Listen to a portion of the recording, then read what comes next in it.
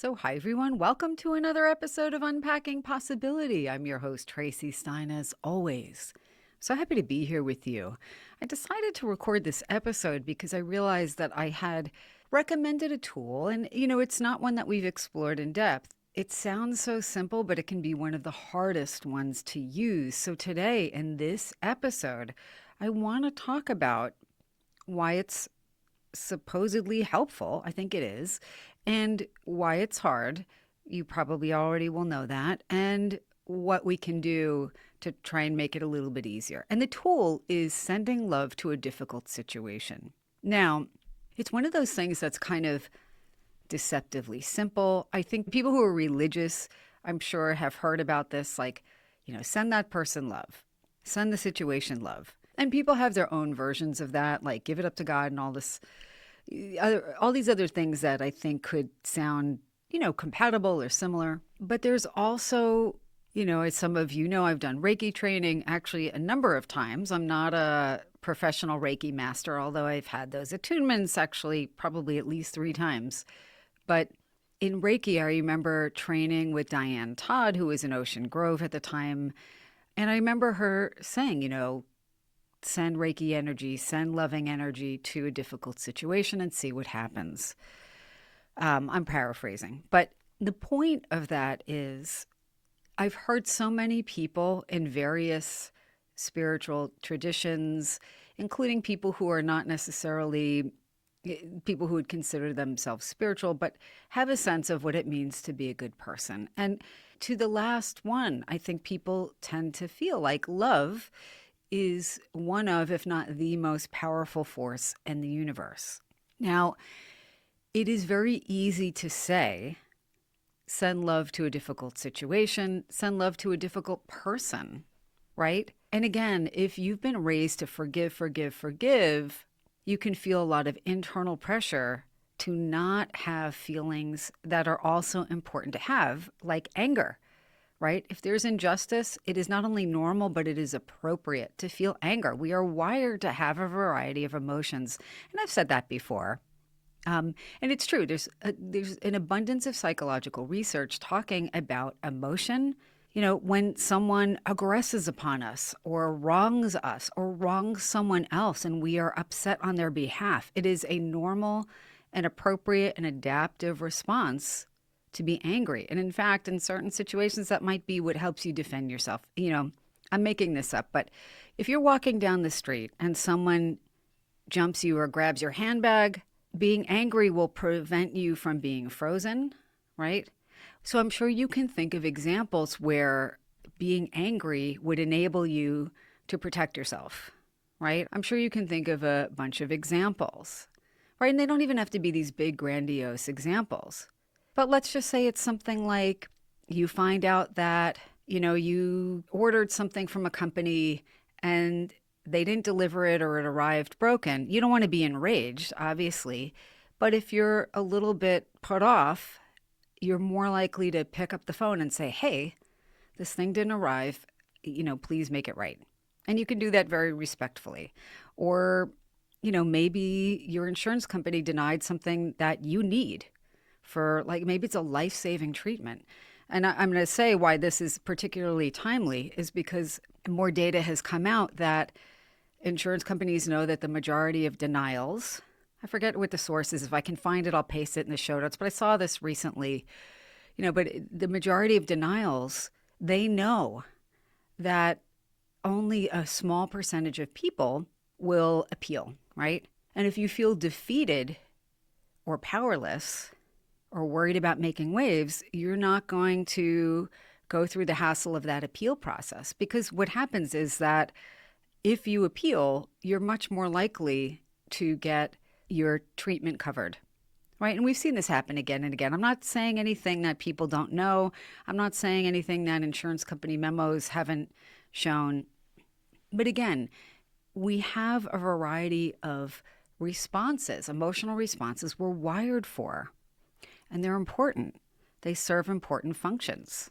But love, once we can get to that point, in whatever way we can get to it, it infuses us with better feelings and neurochemicals that help us feel better, right? And are better for our health. We know that stress and stressful feelings, especially when they go on and on, they actually do have a negative impact on our health, can even shrink our brains. Too much cortisol over time, it does do that. It weakens our immune system and it makes us feel hopeless or constantly overactivated and anxious. Love is an emotion that counteracts a lot of the negative effects of the other emotions that we have, especially if they go on too long. And listen, anybody can recall someone in their lives, I certainly can, who is like somebody who collects injustice. And what I mean by that is I'm just talking about a normal interpersonal level, like the, great Aunt Sadie who spends all her time every time you see her telling you about how in 1945 somebody didn't return her knitting needles. It's just like a dopey example, but you know what I mean. Or someone who said something that could have been construed as something, and 20 years later, this person's still talking about it. Or in a conversation that might sound completely normal or okay enough, they'll find the reason to be offended. That's not healthy anger. That it actually is, that's something that really does take a toll on us. Love is an emotion that helps us feel better. And I don't just mean romantic love. That's not even what I'm talking about here. But love for people even that you don't know. Love for humanity. Love for animals. Oftentimes, love comes bundled with other emotions like gratitude, being so grateful that someone took such good care of you when you were growing up. My Aunt Paula passed recently. It was very sudden. It was just awful news. To get a loving, kind person who was like a lifeline to me growing up. She was just a good soul. And I remember going to stay with her at her home for like a week or two at a time in the summer when I was young. And she was not a wealthy woman, but she would do these things like take me out to lunch. Or I remember being like 11 or something like that. And I was fascinated by makeup. There's a little tangent here, but she took me to this Merle Norman store, probably in like a strip mall or something in Long Island. And I don't know if those still exist because I haven't been in many, many years, but she paid to have my makeup done. Again, like as a kid, like I loved experimenting with makeup. I'd put makeup on my dolls. I mean, it was just, and she was just, without even necessarily me bringing it up, she brought it up and said, would you like to do this? She was just kind and thoughtful. I have tremendous love for her. I did then and I still do, right? But even as I talk about her, I also have gratitude for her thoughtfulness and her kindness. So notice when you feel love, and I don't even mean romantic love for somebody, but you feel other compatible emotions that are positive, and notice how they make you feel. Like my body feels better. I feel warmth in my heart as I talk about her and feel that love and reconnect with those moments I'm grateful for. Take a moment and see, somebody in your life, and it doesn't even have to be something big. It could be that you were, and I've used this example before, at the supermarket and you're carrying some things to the checkout, and maybe you have too many things in your little basket and a few fall out and there's a big line behind you and you're like, oh, you're stressed. Or maybe you're paying with cash and you're trying to find the right amount and people are impatient behind you, right? That generates a ton of stress. Somebody being kind and helping you pick up your items off the ground and just giving you a nice smile, that gratitude generates similar feelings. That gratitude generates love for humanity, for people you don't even know. Now, I want to get a little bit into the metaphysical. I won't get super detailed, but I'll refer you to a book that you can get. I don't know if I've mentioned researcher Dr. Dean Radin on this podcast before. I have on my other podcast, which is it touches more on those realms. But Dean Radin is in his circles, a very well-known author, a really accomplished and rigorous researcher, And he is somebody who has explored phenomena like consciousness and psi, or psychic phenomena and ability, for 40 years. He is brilliant. If you go on YouTube and Google Dean Radin, you'll hear any of a number of really fascinating interviews. He's just one of these rare people who's incredibly smart, but is able to distill complex concepts down into something really that are much easier to understand. He's he's naturally funny. But the reason I'm bringing up Dean Radin is because one of his books I started rereading again the other day. It's called Real Magic. And he talks about phenomena like healing, energy healing. He talks about phenomena like precognition, so knowing things before they're typically knowable in an earthly, mundane type of way, so tapping into a future event, influencing possibly a future event, right, with our energy.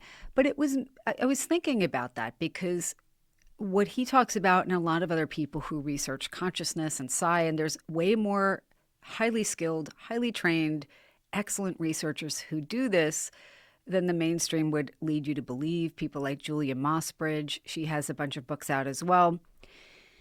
But the reason I'm bringing this up is that he talks about intention, right? Can our intention, our thoughts, our emotions, the things we want to take place, to some extent, can that affect an outcome? Can that affect matter? And the evidence suggests yes. And there's been a lot of research on this. And it sounds so sci-fi and far-fetched, but it's worth checking out. But the reason I'm saying this is that if our intention, right? Intention is made up of our thoughts and our feelings, really, right? And our decisions. We intend for something. When people pray for someone, that is a type of intention setting that you are actually hoping will achieve a very earthly outcome for the most part. You see a tragedy unfolding halfway across the world. And, if you're like me and, very empathic, right? Especially if you're an intuitive empath on top of it, you feel overwhelmed by what you are experiencing when others suffer. People, animals, doesn't matter. Doesn't matter if they're like you or not like you. True empaths, it's why a lot of us don't watch violent movies or TV series. It's too overwhelming, because even though we know that it is, quote, make believe, the themes are things that are from the real world, drawn from the real world. So all that is to say, if it's true that intention can influence an outcome or another person, right? There's research in Dean Radin's book that talks about how, and this has been demonstrated pretty well. It's not a controversial thing to say. People can tell when they're being stared at. There's, again, decades of research showing that people can also pick up on the visual and other images sent to them mentally by another person in a completely electromagnetically shielded and soundproofed room, right? There's been a lot of experiments about that. And the reason I'm bringing this up is not to say that in daily practice, so-and-so, your friend across the world, has a thought about you and you immediately pick up on it. No. As I've said before, intuitive communications, intuitive information is very subtle. Very rarely do people pick up on, what somebody else is sending. I'm not talking about magical thinking in the sense that so-and-so wishes you ill and you trip on the sidewalk and break your leg. But is that ever an influence among the many other influences, happening in the world? Possibly. If all of that is true, and here's the point I want to make about love versus fear versus anxiety versus hatred and anger. And again, you should have the feelings you're feeling, but not interminably, not till the end of time, if they're things that are fairly negative. And I know it's easier said than done, but if love is so powerful, and if we can pick up on or may be somewhat affected by other people's thoughts and feelings, or other people or situations might be affected by ours. And if love is the most powerful force in the universe, and if feeling love and gratitude and envisioning positive outcomes can make us feel better, it is worth trying to find the thing or the aspect of a situation that we can send love to. I know that was super long-winded, but we'll tie it up at the end. And I'm realizing we need to take a quick break, so I'm going to do that really fast. But when I come back, let's talk a little bit about love, why it's hard to send to a lot of people and situations, and why you don't have to, quote, love everybody in the universe or love them all equally or love somebody who's really hurt you or wronged you. I don't think you do, but I think we can find an aspect of many situations that we can send love and loving intention to. So more on that in a moment. Stay tuned. I'll be right back. All right, everybody, welcome back. We're talking about love. We're talking about sending love as the most powerful force in the universe. I have a meditation that I have up for free on Insight Timer, and it is something I will put a link to in the show notes. It talks about love and healing at all points in time and how you can put that energy out into the world. Please feel free to check it out. And if you like it, drop me a comment on Insight Timer. But I think we can find an aspect of many situations that we can send love and loving intention to, if we allow for that possibility that that is indeed true.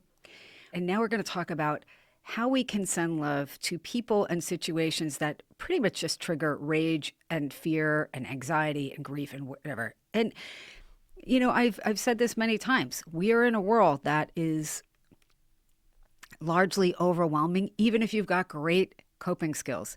If you are spending too much time on Twitter, like I am, following a bunch of, you know, independent journalists and scientists and other people, you know, I want to know what's going on, but what's going on is honestly overwhelming to the senses.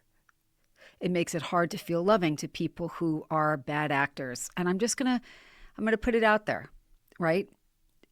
Somebody who says callous things about another group of people and wishes them harm, not loving.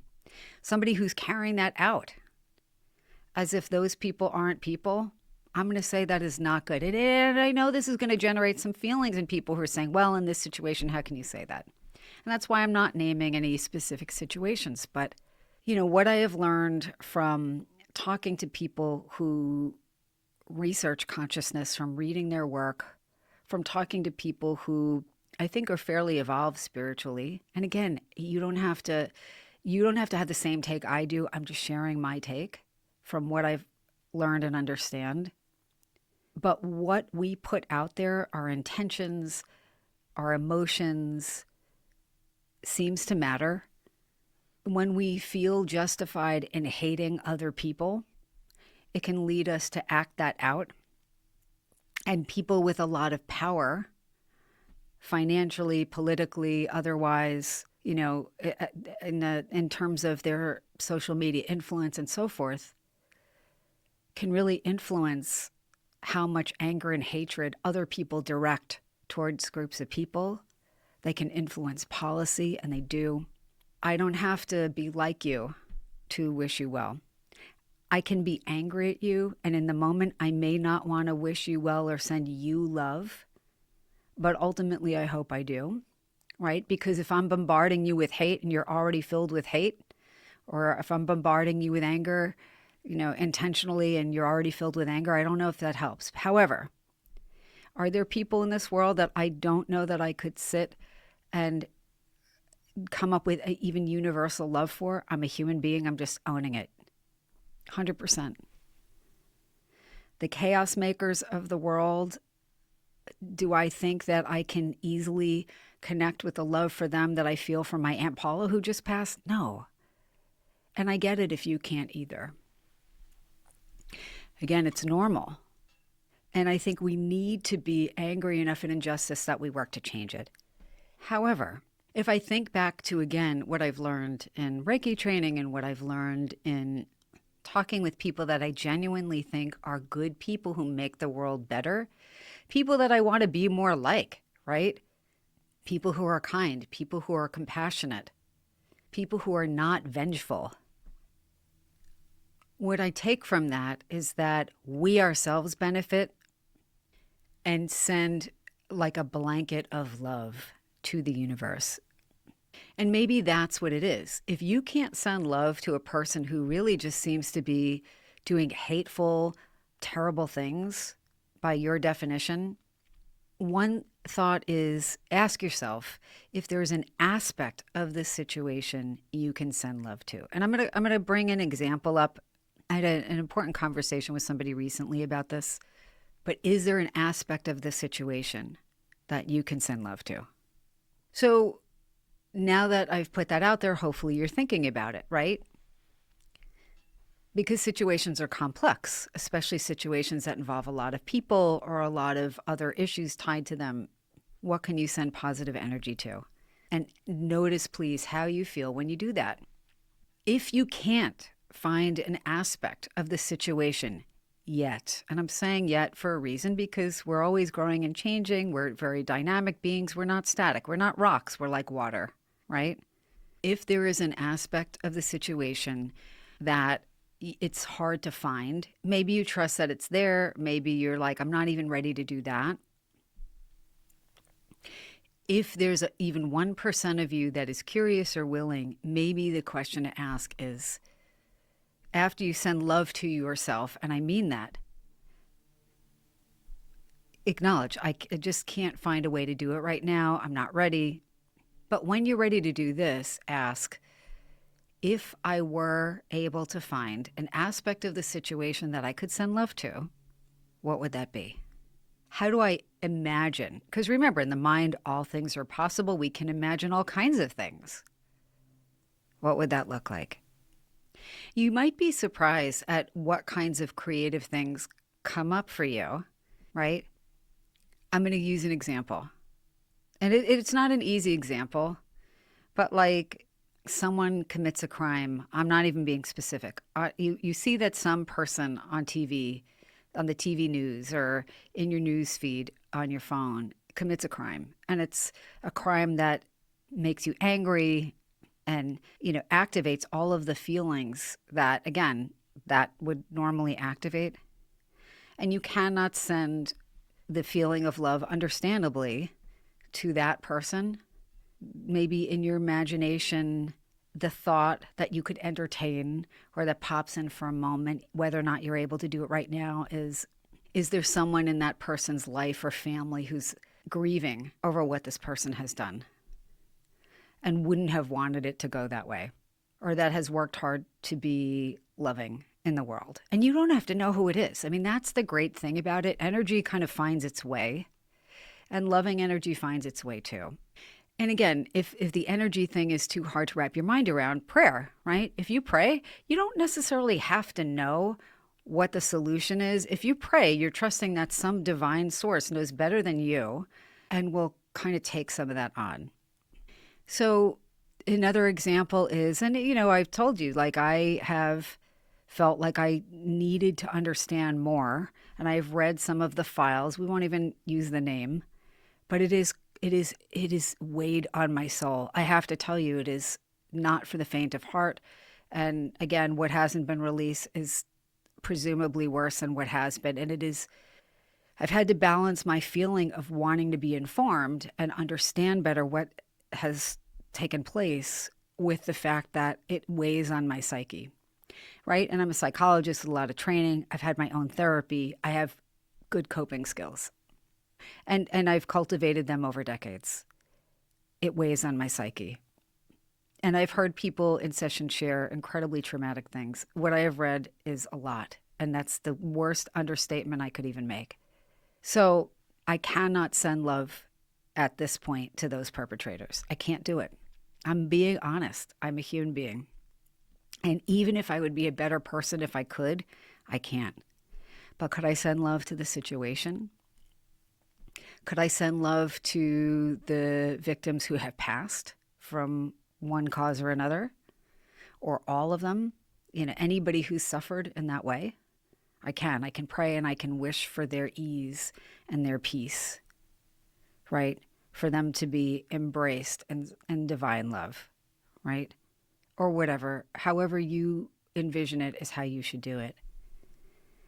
I can send loving intention for anybody who is in a terrible situation anywhere in the world. It could be, we don't even have to limit it to one type of awful situation. I can imagine a blanket of love and everybody who's ever sent love out connected, like a beautiful web of light where we're all interconnected. Everybody who is ever intending for or praying on somebody else's behalf. Like our souls are all just connected and that our loving intention is amplified. Now, what a beautiful image that is. And I don't know if you're feeling this, but as I'm saying it, my heart feels soft and loving. My body feels better as I imagine this beautiful web of these millions of dots of light, all of these people intending something positive. I see it like stars in the sky, all of us interconnected. We think of ourselves as separate, but we're coming together and sending healing, loving intention. And whether you do that as an energy healing practice or through your prayer or just your very secular positive intention, it's beautiful. And I do think it actually works. Now, let's just say you're not yet there and you're not sure. Does it really work? Is there some positive and tangible effect? You haven't read the intention studies or maybe it doesn't resonate with you. Totally fine. But your mind is so powerful. It's why the research shows that guided imagery works, hypnotic imagery works. It works because our brains are wired for those movies our minds form, and they're clearer and more vibrant and multidimensional the more we do it, right? So practice makes perfect, or at least better. But we're wired for our brains to take those images as real or almost as real as the real thing. And honestly, over time, it really does feel as real. And our bodies respond. Our chemistry changes. The hormones we secrete become ones that help us feel good and not ones that take a toll on our immune system and our mood. So even if you only think about it from a psychological perspective, a neuroimmunological perspective does not matter. Notice how you feel. So again, love is the most powerful force in the world. If you listen to people who have talked about this again and again, whether it's a spiritual leader or a religious leader, just someone who's compassionate, someone who does energy work. And again, if you feel it, if you allow yourself to feel how you feel in your own body and mind, as you think about someone you love, someone you're grateful for, someone you care for. And again, it can be a person, it can be an animal, it can be a public figure that you feel like has done something beautiful for the world. Beautiful and kind and healing. Notice how you feel. Because the last thing I want to say to tie that up is that there are people who believe, and I actually do believe this, the energy that we are putting out there consciously, first of all, it does lead to good works, right? Because we tend to act in a way in accordance with our thoughts and feelings and our values. But on a more kind of perhaps transpersonal or mystical level, that beautiful energy comes back to us. And wouldn't you rather be filled with loving, positive intention? Again, you don't have to get rid of all of the normal human emotions that you feel when you see injustice. You don't. Feel the feelings, sit with them, move through them, metabolize them, talk about them, do what you need to.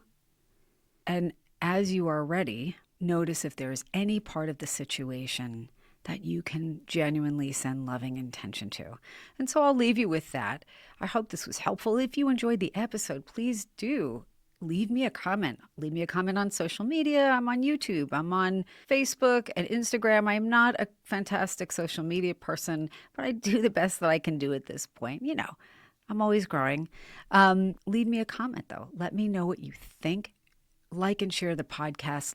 It really does help me continue bringing more good content to you. And until next time, as always, be well.